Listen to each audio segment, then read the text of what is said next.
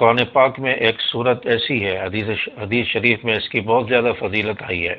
رسول اللہ صلی اللہ علیہ وسلم نے ارشاد فرمایا، قرآن پاک کی ایک صورت ہے جس کی 30 آیتیں ہیں، جو شخص اس صورت کو پڑھتا ہے اس کے نام اعمال میں 30 نیکیاں لکھی جاتی ہیں، 30 گناہ معاف ہو جاتے ہیں، اس شخص کے 30 درجے بلند ہو جاتے ہیں۔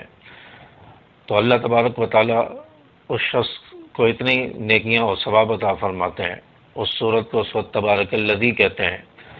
آپ علیہ الصلوۃ والسلام نے فرمایا کہ یہ صورت اپنے پڑھنے والے کی قیامت کے دن شفاعت کرے گی اور اللہ تعالیٰ سے جھگڑا کرے گی کہ اس شخص کو جس نے مجھے پڑھا اس کو بخش دے، اس کو جہنم سے نکال دے یا مجھے قرآن پاک سے نکال دے۔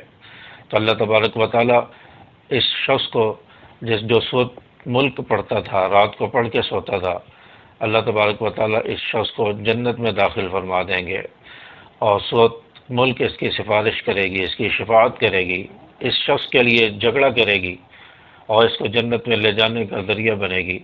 حدیث شریف میں آتا ہے کہ جو شخص رات کو پڑھ کر سوتا ہے اور رات میں صبح ہونے سے پہلے اگر خدا نخواستہ انتقال ہو گیا، اللہ تعالیٰ اس شخص کو جنت میں بھیج دیں گے، اور جو شخص صبح پڑھتا ہے شام ہونے سے پہلے انتقال ہو گیا، اللہ تعالیٰ اس صورت کی شفاعت سے اس شخص کو جنت میں بھیج دیں گے۔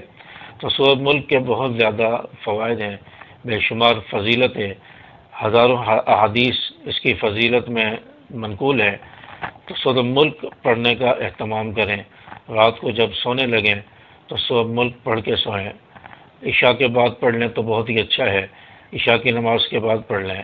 اگر عشاء کی نماز کے بعد نہیں پڑھ سکے تو رات کو سونے سے پہلے اس صورت کو ضرور پڑھ لیا کریں، اور اس صورت کے بہت زیادہ فوائد ہیں، فضیلت ہے، بینیفٹ ہیں، اور یہ صورت ہمیں جنت میں لے جانے کا ذریعہ بنے گی، شفاعت کرے گی۔